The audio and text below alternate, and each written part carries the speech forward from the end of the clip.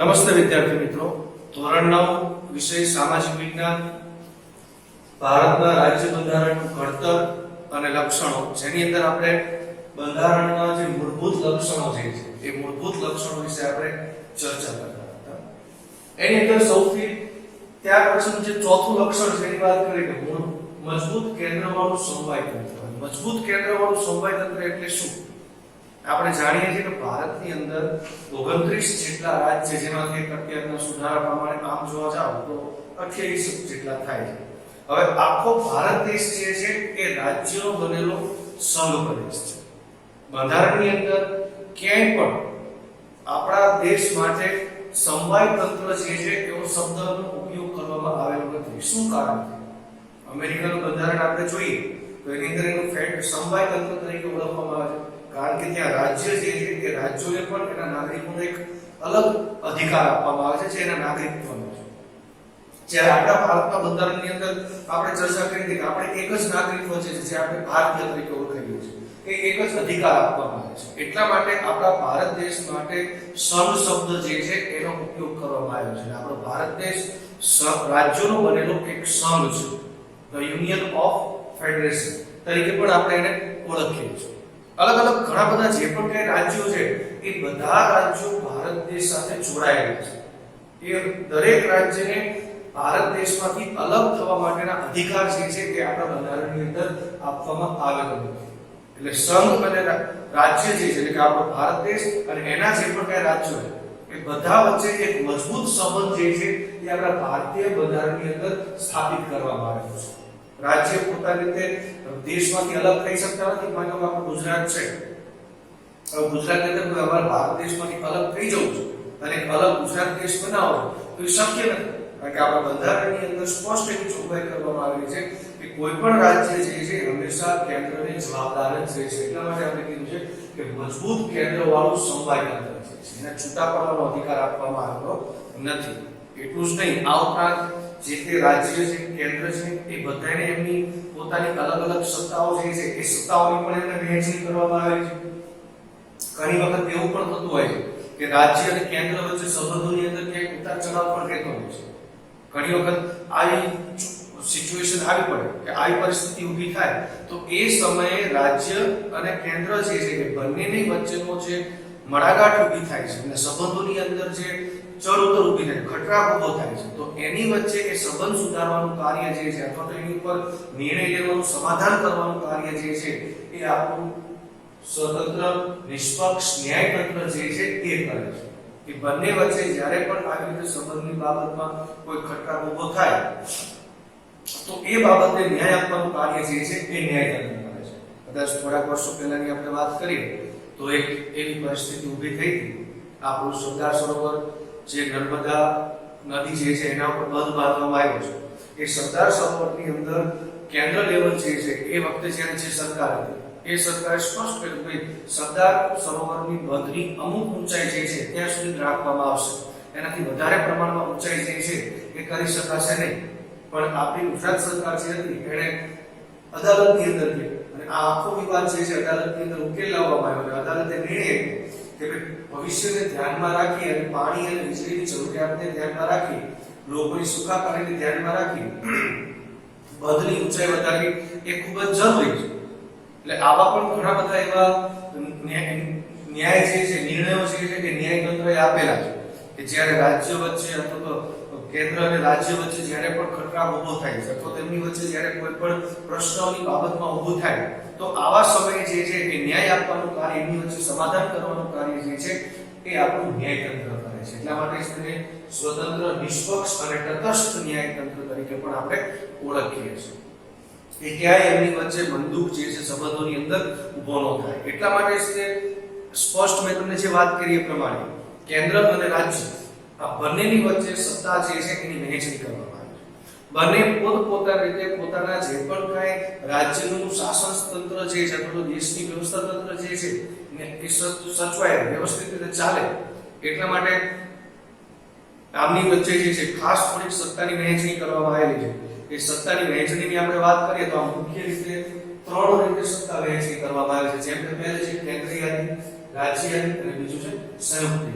હવે કેન્દ્ર યાદી જે છે એની અંદર લગભગ 97 જેટલી સત્તા જે છે એ કેન્દ્રને આપવામાં આવી છે, કે જેમાં દેશની માટે ખૂબ જ જરૂરી એવી સત્તા છે, જેમ કે સૈન્ય, અણુશક્તિ, દેશની સલામતી બાબતની, સુરક્ષા બાબતની, રેલવે, એટલે આવી ટૂંકમાં જે દેશ માટે મહત્વની છે, કેન્દ્ર લેવલે ખૂબ જ જરૂરિયાતવાળી સત્તા છે, એવી 97 જેટલી સત્તા જે છે એ કેન્દ્રને આપવામાં આવી છે.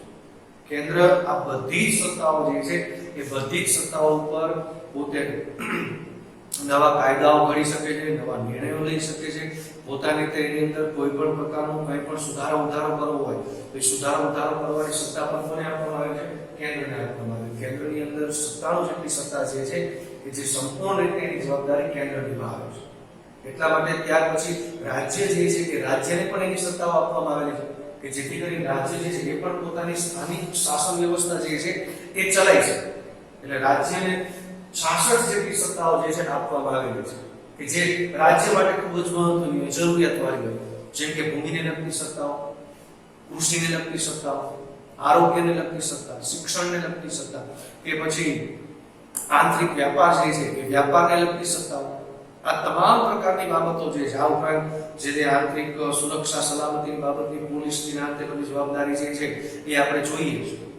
મોટાભાગે જોજો આપણે પોલીસને જોજો એટલે Maharashtra police, Gujarat police, Punjab police, આ બધું જે તે રાજ્યને લગતું હોય છે. જ્યારે આર્મી જે છે એ ક્યાં હોય છે?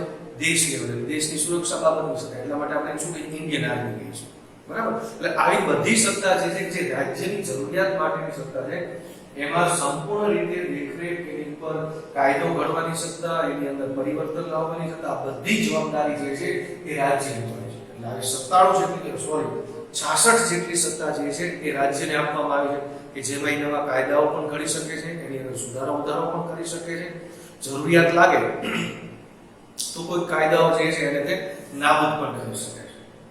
ત્યાર પછીની ત્રીજી મહત્વની બાબત જે છે એ સંયુક્ત યાદી છે. સંયુક્ત યાદીની અંદર કુલ 47 જેટલી સત્તા જે છે એનો સમાવેશ કરવામાં આવ્યો છે. હવે સંયુક્ત યાદીની અંદર શું હોય છે?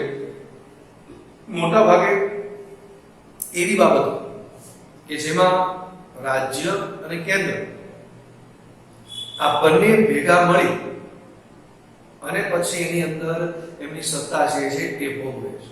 હવે રાજ્ય અને કેન્દ્ર વચ્ચે ઘણી વખત એવું પણ બને, અમુક જરૂરિયાત વાળી હોય, જેમ કે શિક્ષણની બાબત છે તો શિક્ષણ જે છે એ રાજ્ય લેવલનું પણ છે અને કેન્દ્ર લેવલનું છે.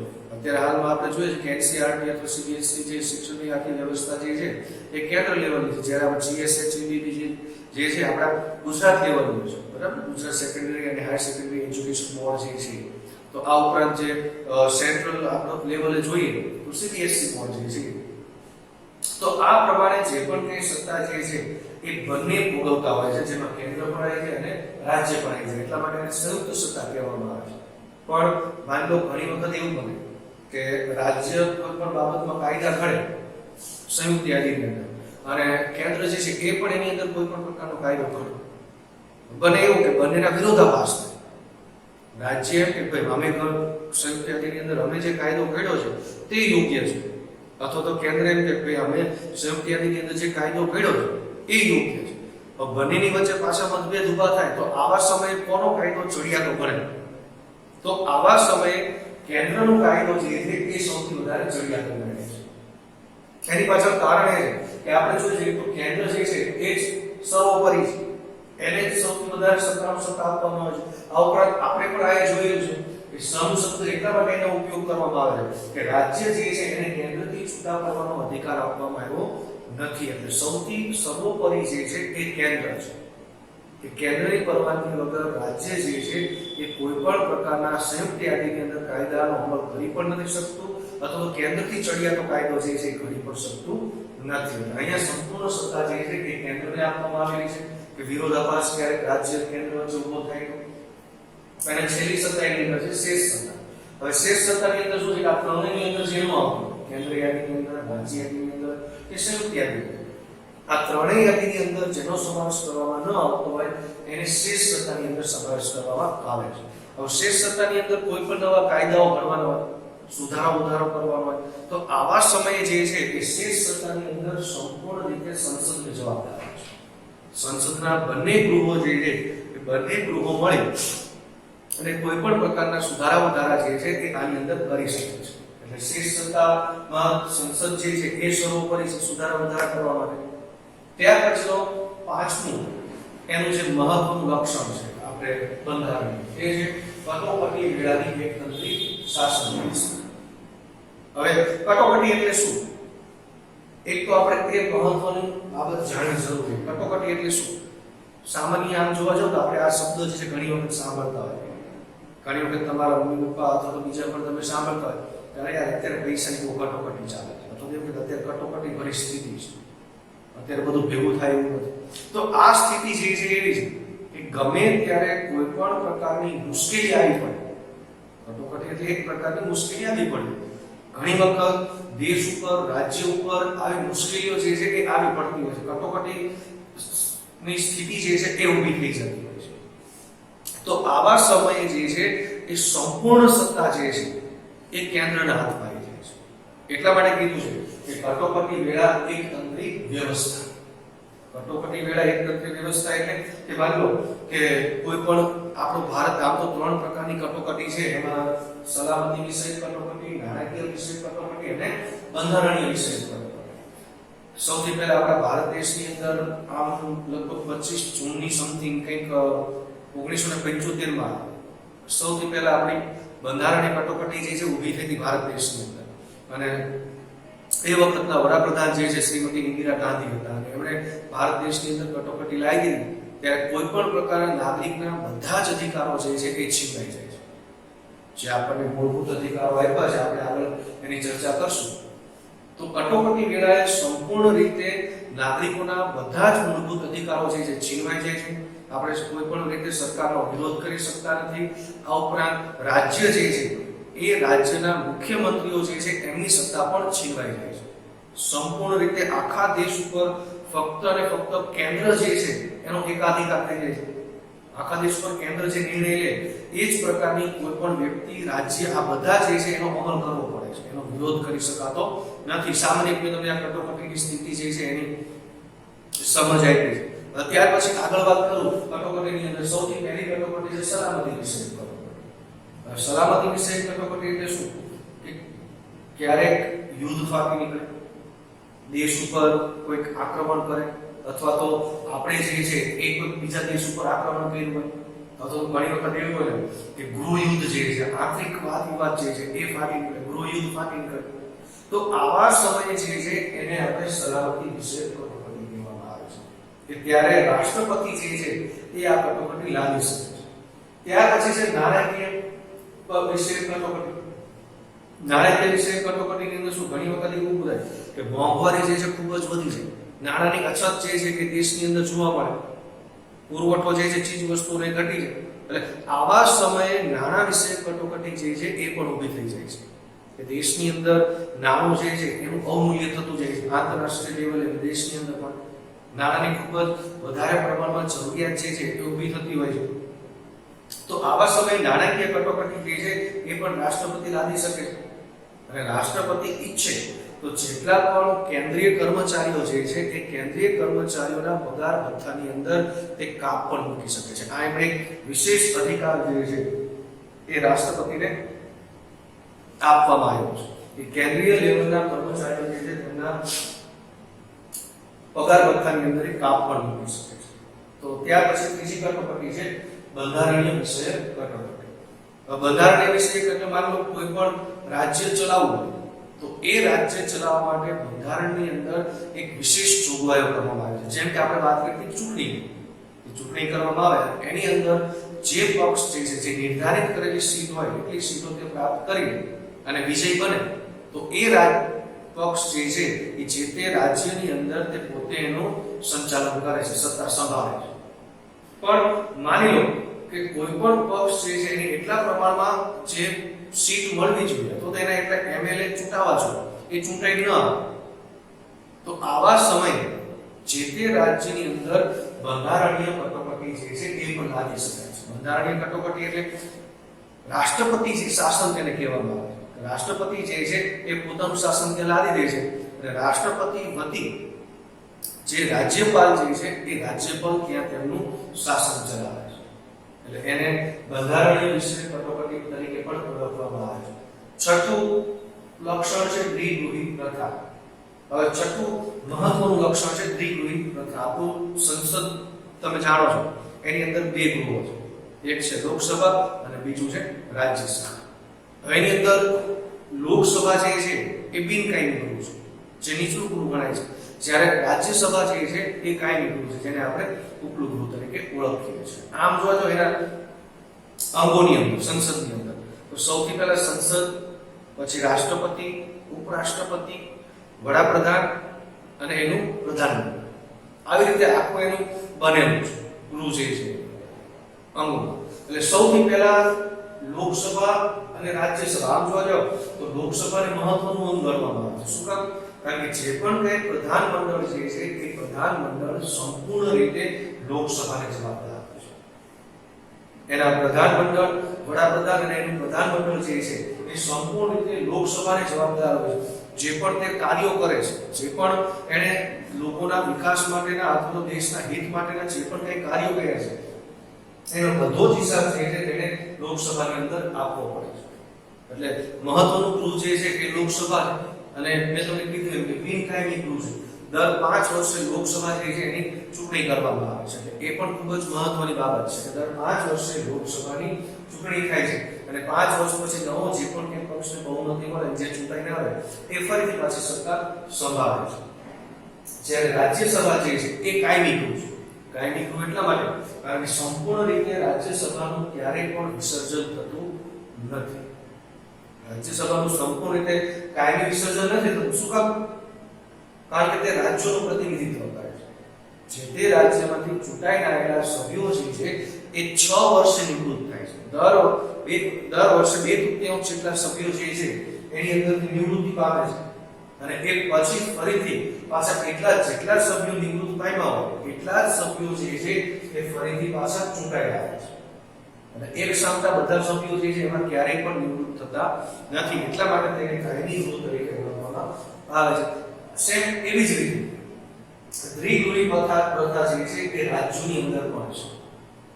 રાજ્યની અંદર પણ દ્વિગૃહી પ્રથામાં વિધાનસભા અને વિધાન પરિષદ આ બે હોય છે. પણ એક બાબત એ છે વિદ્યાર્થી મિત્રો કે વિધાનસભા અને વિધાન પરિષદ એમાં ખાસ કરી વિધાનસભા જે દરેક રાજ્યની અંદર હોય છે, જ્યારે વિધાન પરિષદ જે છે એ બધા રાજ્યોમાં જોવા મળતી નથી. ફક્ત જે રાજ્ય અમુક એને સ્વીકાર કર્યો હોય એ જ રાજ્યની અંદર વિધાન પરિષદ છે. આપણા ગુજરાતની અંદર વિધાનસભા નથી, સોરી વિધાન પરિષદ નથી, વિધાનસભા છે. અને એના અંગોની વાત કરીએ વિધાનસભાની અંદર પણ બિનકાયમી ગૃહ છે, જ્યારે વિધાન પરિષદ જે છે એ કાયમી ગૃહ છે. રાજ્યની અંદર પણ મેન વિધાનસભા જે છે તેનાથી લઈને રાજ્યપાલ, મુખ્યમંત્રી અને એમનું પ્રધાનમંડળ આવી રીતે આખા એના અંગો છે કે જે સંપૂર્ણ રીતે વિધાનસભાને જવાબદાર હોય છે. દર 5 વર્ષે એની પણ ચૂંટણી કરવામાં આવે છે. વિધાન પરિષદની અંદર વાત કરીએ તો આવી રીતે જ તેની અંદર પણ 6 વર્ષે સભ્યો જે છે એ નિવૃત્ત થાય છે. એટલા જ સભ્યો પાછા બીજા ચૂંટાઈને આવે છે. એ કાયમી ગૃહ છે. વિધાન પરિષદ મોટા ભાગના અમુક રાજ્ય જે છે ઉત્તર પ્રદેશ છે, મહારાષ્ટ્ર છે, કર્ણાટક છે, આંધ્રપ્રદેશ છે, બિહાર છે, આ બધા રાજ્ય જે છે એને વિધાન પરિષદ સ્વીકારી છે. આપણા ગુજરાતે વિધાન પરિષદ સ્વીકારી નથી. સાતમું એનું લક્ષણ છે સ્વતંત્ર નિષ્પક્ષ ન્યાય. હવે ભારતનું ન્યાયતંત્ર જે છે એ સ્વતંત્ર છે, નિષ્પક્ષ. આપણે જાણીએ છીએ કે કોઈ પણ વ્યક્તિ જે છે ન્યાયતંત્રને સ્વતંત્ર એટલા માટે કહેવામાં આવ્યું છે એને કારોબારીથી સ્વતંત્ર રાખવામાં આવ્યું છે. કારોબારી એટલે જે પ્રધાનમંડળ જે છે એની વાત કરીએ. હવે કારોબારીથી સ્વતંત્ર એને રાખવામાં આવ્યું છે. કોઈ પણ નેતાની તે મનસ્વિતાનો ભોગ ન બને, કોઈ પણ નેતાની મનસ્વિતાનો ભોગ ન બને એટલા માટે ન્યાયતંત્રને સ્વતંત્ર અને નિષ્પક્ષ કહેવામાં આવ્યું છે. ભારતનો કોઈ પણ નાગરિક એ દરેક નાગરિકને સમાન રીતે જોવે છે અને સમાન રીતે જ એને ન્યાય આપવાનું કાર્ય કરે છે. એટલે આપણા દેશની સૌથી મોટી અદાલત જે છે એ સર્વોચ્ચ અદાલત છે કે જે સૌથી ટોચ ઉપર છે. ત્યાર પછી એની નીચે જે છે જે તે રાજ્યોની વડી અદાલતો છે અને ત્યાર પછી એની છે એની તાબાની અદાલતો. તાબાની અદાલતોની અંદર વાત કરીએ તો જિલ્લા અદાલત, તાલુકા અદાલતો, લોક અદાલતો, અલગ અલગ ટ્રિબ્યુનલો, આ બધી સમાવેશ જે છે એ તાબાની અદાલતોની અંદર કરવામાં આવે છે. એટલે સર્વોચ્ચ અદાલત જે છે એ સૌથી સર્વોપરી છે. કોઈ પણ પ્રકારના જે પણ કંઈ સુધારા ઉધારા જે પણ કંઈ કરવાના હોય તો અમને જે વડી અદાલતે એને જે આપેલો ન્યાય છે એ ન્યાયની વિરુદ્ધમાં આપણે સર્વોચ્ચ અદાલતની અંદર અપીલ કરી શકીએ છીએ. પણ સર્વોચ્ચ અદાલતની અંદર અપીલ કરીએ અને સર્વોચ્ચ અદાલત જે ન્યાય આપે તે આખરી ગણાય છે. એ સર્વોચ્ચ અદાલતના ન્યાયને ક્યાંય પડકારી શકાતો નથી. પોતે પોતાના જે ન્યાય આપ્યો એની સમીક્ષા તે કરી શકે. આ ઉપરાંત સર્વોચ્ચ અદાલત જે છે એ કોઈ પણ રાજ્ય વચ્ચેના જે આંતરિક વાદ વિવાદ હોય તો એને દૂર કરવાનું પણ કાર્ય કરે છે. કેન્દ્ર અને રાજ્ય વચ્ચેના જે વાદ વિવાદ હોય અથવા તો કોઈ એવા મહત્વની બાબતો હોય, બંધારણની સમીક્ષા કરવાની, બંધારણનું અર્થઘટન કરવાનું હોય, કોઈ કાયદાની વધારે પ્રમાણ ઝીણવટપૂર્વક એની અર્થઘટન કરવાનું હોય તો આ સંપૂર્ણ જવાબદારી જે છે એ ન્યાયતંત્રની છે. એટલે બંધારણની રક્ષક તરીકે ન્યાયતંત્ર જે છે બંધારણના રક્ષક તરીકે પણ એને ઓળખવામાં આવે છે. ત્યાર પછી આગળ વાત કરીએ બંધારણમાં સુધારા. વિદ્યાર્થી મિત્રો, આપણું બંધારણ જે છે એ જડ નથી, પરિવર્તનશીલ છે. અમુક દેશના બંધારણ જે છે એ જડ છે. જડ એટલે જેમાં કોઈ પણ પ્રકારનું પરિવર્તન ન કરી શકાતું હોય એવું. જેમ કે અમેરિકાનું બંધારણ. અમેરિકાનું બંધારણ એવું છે કે એની અંદર કોઈ પણ પ્રકારનું પરિવર્તન કરી શકાતું નથી. જ્યારે ભારતનું બંધારણ જે છે એ પરિવર્તનશીલ છે. આપણે જ્યારે પણ કોઈ પણ પ્રમાણ, કારણ કે એ વખતના બંધારણના જે ઘડવૈયાઓ હતા એમની દૂરદર્શિતા બહુ વિશેષ હતી. એમને ખબર હતી કે જેમ જેમ ભારત દેશ આગળ વધતો જાય છે તેમ તેમ બંધારણની અમુક જોગવાઈઓ જે છે, અમુક બાબતો જે છે, અમુક કાયદાઓ જે છે એની અંદર સુધારા વધારા કરવા પડશે. એટલે એટલા માટે એ બધી વસ્તુને ધ્યાનમાં રાખી અને આપણા બંધારણની અંદર સુધારો કરવાની એક ખાસ જોગવાઈ પણ કરવામાં આવેલી છે. કોઈ પણ વ્યક્તિ જે છે પાછો બંધારણની અંદર એમના પરિવર્તન કરી શકાતું નથી, પરિવર્તનશીલ છે. પણ કોઈ પણ વ્યક્તિ મન ફાવે વડાપ્રધાન હોય, રાષ્ટ્રપતિ હોય કે કોઈ પણ પોતાની ઈચ્છા અનુસાર મન ફાવે એની અંદર પરિવર્તન નથી કરી શકતો. પણ એની એક ખાસ જોગવાઈ છે, કાર્યવાહી છે. એ કાર્યવાહીના આધારે બંધારણની અંદર પરિવર્તન કરી શકાય છે, જેની મુખ્ય 3 રીતો છે. પહેલી રીત એવી છે કે માની લો કે કોઈ એવી સામાન્ય બાબતો છે કે જે બહુ વધારે વિશેષ પ્રમાણમાં મહત્વની નથી, તો એવી બાબતોની અંદર સંસદની અંદર જે હાજર સભ્યો છે તે હાજર સભ્યોની સાદી બહુમતીથી બંધારણમાં સુધારો કરી શકાય છે. બીજી રીત એવી છે કે બંને ગૃહોના જે કુલ સભ્યો છે, દાખલા તરીકે આપણે આમ જોવા જઈએ તો બંને ગૃહોની અંદર લોકસભા છે તો એના સભ્યો 545 છે, આમ 543 ને બે જે રાષ્ટ્રપતિ નિયુક્ત કરે એનો ઇન્ડિયન જાતિના તે. એટલે આપણે કુલ આમ 545 સભ્યો જે છે એ લોકસભાના, 250 સભ્ય જે છે એ રાજ્યસભાના છે. એટલે આ બંને સભ્યો જે છે, બંને ગૃહોના સભ્યો મળી અને બંધારણની અંદર કોઈ વિશેષ એવી બાબત હોય કે જેમાં સુધારો કરવાની આવશ્યકતા છે તો એ સુધારો કરવા માટે એમનું મતદાન કરવામાં આવે છે બંને ગૃહ દ્વારા.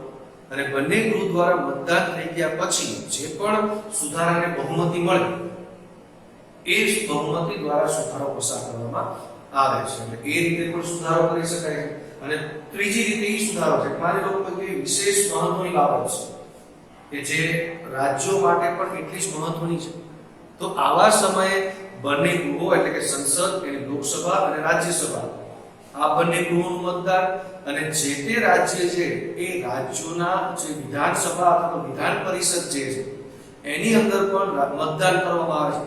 એટલે અમુક રાજ્ય જે છે એની પણ રાજ્યોના વિધાનસભાની પણ બહુમતી જરૂરી છે. એટલે બંને ગૃહોના બહુમતી અને રાજ્યોના વિધાનસભાની બહુમતી દ્વારા આપણે બંધારણની અંદર સુધારો કરી શકીએ છીએ જે રાજ્યને લગતી બાબતો હોય તો એમાં. ત્યાર પછી છે નવમું બંધારણીય આપણું જે લક્ષણ છે એમાં સાર્વત્રિક પુખ્તવય મતાધિકાર. હવે સાર્વત્રિક એટલે બધા, સર્વ. પુખ્તવય એટલે આમ જોવા જાવ તો આપણા બંધારણની અંદર પુખ્તવય 18 વર્ષ જે છે નક્કી કરવામાં આવેલું છે. અને ત્યાર પછી મતાધિકાર એટલે કે મત આપવાનો અધિકાર. એટલે કે દરેક વ્યક્તિ 18 વર્ષથી મોટી ઉંમરની દરેક વ્યક્તિને મત આપવાનો અધિકાર આપણા ભારતના બંધારણની અંદર આપવામાં આવેલો છે. હવે કદાચ આપણા મનની અંદર એક પ્રશ્ન થાય કે 18 વર્ષ જ શું કામ, કેમ 16 વર્ષ નહીં, 15 વર્ષ નહીં? તો વિદ્યાર્થી મિત્રો 18 વર્ષ એટલા માટે નક્કી કરવામાં આવે છે કે આ સમય દરમિયાન આપણા જે માનસિક રીતે થોડું ઘડતર જે છે એ સારું થઈ ગયું હોય છે. અમુક જે મેચ્યોરિટી આપવી જોઈએ કે સારું શું છે, ખરાબ શું છે, સારા એનાની પરખ જે છે એ આ સમયે મોટા ભાગના વ્યક્તિઓની અંદર આવી ગઈ હોય છે. એટલા માટે 18 વર્ષ જે છે એ નક્કી કરવામાં આવ્યા છે કે દરેક વ્યક્તિ પોતે કોઈ પણ નેતા અથવા તો જે લોકો મત લેવા માટે આવે છે એની સારી બાબતો સાંભળી એટલે ભ્રમિત ન થઈ જાય, લલચાઈ ન જાય, એ પોતાનું સારું નરસું જોઈ શકે અને યોગ્ય વ્યક્તિ જે છે યોગ્ય વ્યક્તિને જ તે મત આપે.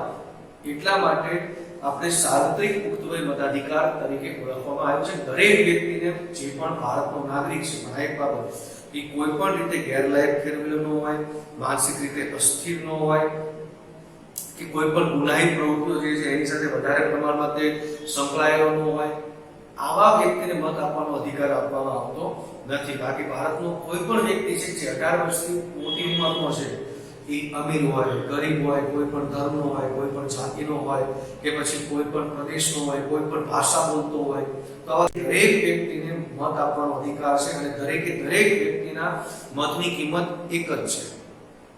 કોઈ પણ વ્યક્તિ મત આપે તો એના મતની કિંમત એક જ ગણાય છે. માન લો કોઈ નિરક્ષર વ્યક્તિ છે એ મત આપે તો પણ એની સંખ્યા એક જ ગણાય. કોઈ ભણેલો ગણેલો શિક્ષિત વ્યક્તિ જે છે એ મત આપે તો પણ એના મતની સંખ્યા એક જ ગણાય છે. કોઈ ગરીબ વ્યક્તિ મત આપે તો પણ એના મતની સંખ્યા એક જ ગણાય છે અને કોઈ અમીર વ્યક્તિ મત આપે તો પણ એના મતની સંખ્યા એક જ ગણાય છે. એટલા માટે ભારતની અંદર દરેક નાગરિકને મત આપવાનો અધિકાર આપવામાં આવ્યો છે, જે પોતાની ઈચ્છા અનુસાર પોતાની મનપસંદગીથી મત જે છે તે આપી શકે છે. ત્યાર પછી જે ધર્મનિરપેક્ષતા, વિદ્યાર્થી મિત્રો આમના જે આધાર સ્તંભો જોયા એના વિશે આપણે થોડી હમણાં વિગતમાં ચર્ચા કરી કે ધર્મનિરપેક્ષતા વિશે, જે આપણે બિન સાંપ્રદાયિક તરીકે પણ ઓળખીએ છીએ, સેક્યુલર તરીકે પણ ઓળખીએ છીએ. એટલે વધારે પ્રમાણમાં અહીંયા એની ચર્ચા નહીં કરું, ફક્ત થોડીક માહિતી આપીશ કે ભારત દેશ જે છે એનો આપણો કોઈ રાજ્ય ધર્મ નથી. દરેક ભારત દેશના દરેક નાગરિકને જે પોતાની ઈચ્છા અનુસાર એને જે મનપસંદ ધર્મ પાળવો હોય એ ધર્મ પાળવાની સંપૂર્ણ રીતે એને સ્વતંત્રતા ભારતના બંધારણની અંદર આપવામાં આવેલી છે. ફરજિયાતપણે કોઈ પણ વ્યક્તિનું ધર્મ પરિવર્તન જે છે એ કરાઈ શકાતું નથી.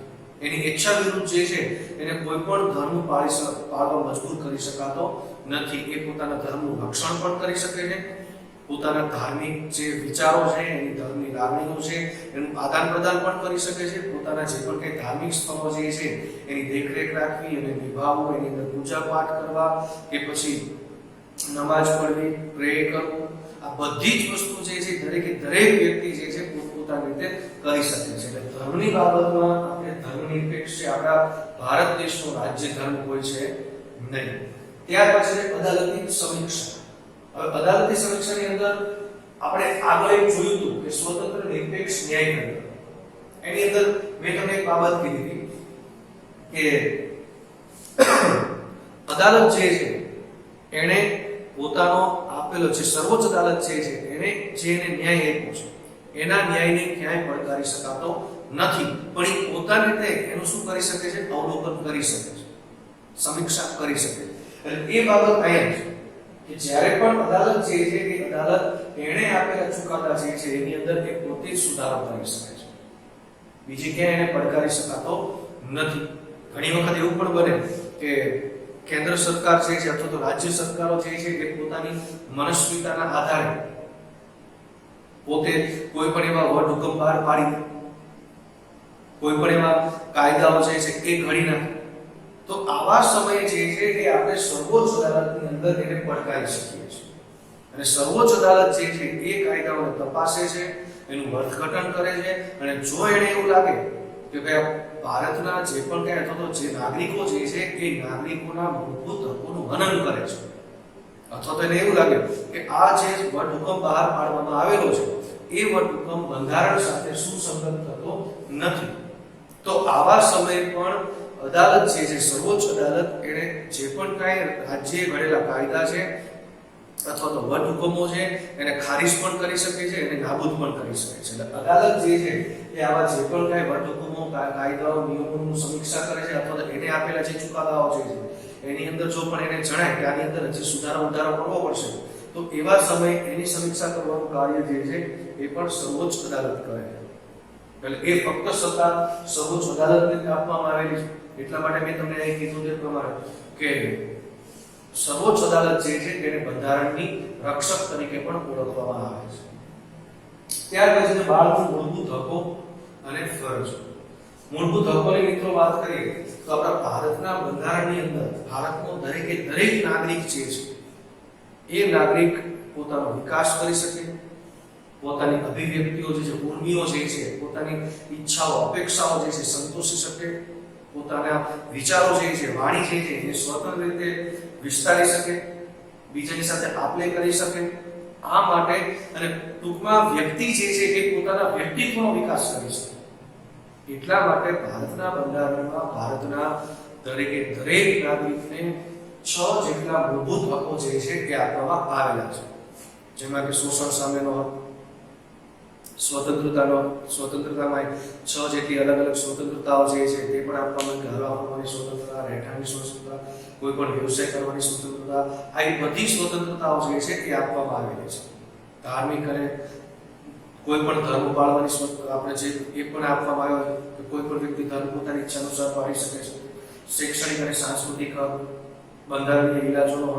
એટલે આવા ટૂંકમાં કુલ 6 જેટલા મૂળભૂત હકો જે છે એ ભારતના નાગરિકોને આપવામાં આવેલા છે આપણા બંધારણમાં, કે જેથી કરી દરેક નાગરિક પોતાના વ્યક્તિત્વનો યોગ્ય રીતે વિકાસ કરી શકે.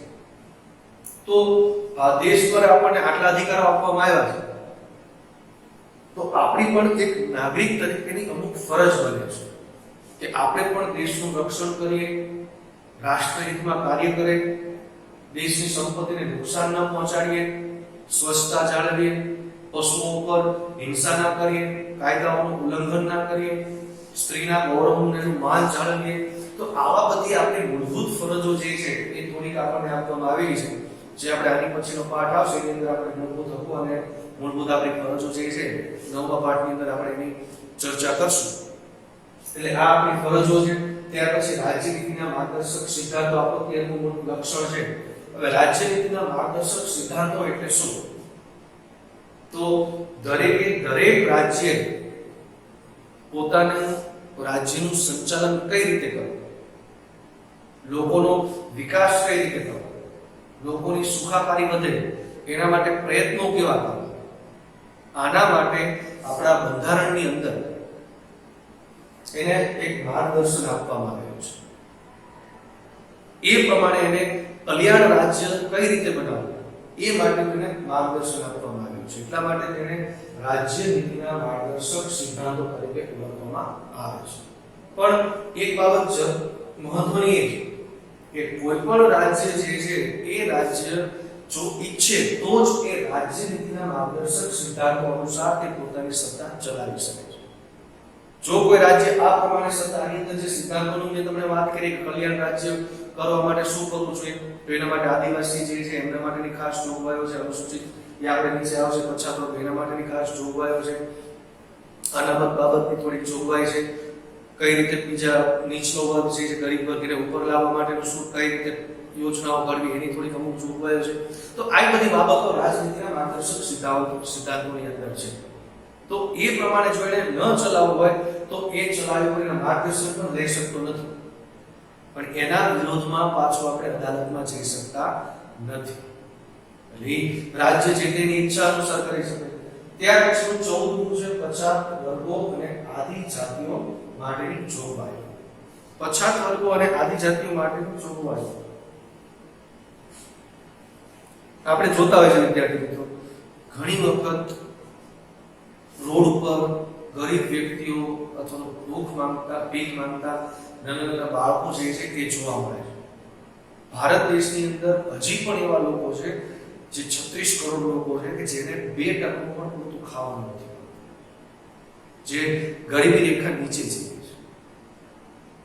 એટલે ટૂંકમાં એક વર્ગ પાછો એવો છે કે જેને 2% ખાવાનું નથી મળતું, જ્યારે એક વર્ગ એવો છે અમીર વર્ગ કે જે ખૂબ જ ધની છે, એની પાસે પૈસાની કોઈ કમી નથી કે એને શું ખાવું એ વિચારતો હોય છે. તો આ એક અનબેલેન્સ ઊભું થાય છે. તો તો એ અનબેલેન્સ જે છે એને બેલેન્સ કરવા માટે આપણા બંધારણની અંદર પછાત વર્ગો અને આદિજાતિઓ માટેની થોડી ખાસ જોગવાઈઓ કરવામાં આવેલી છે.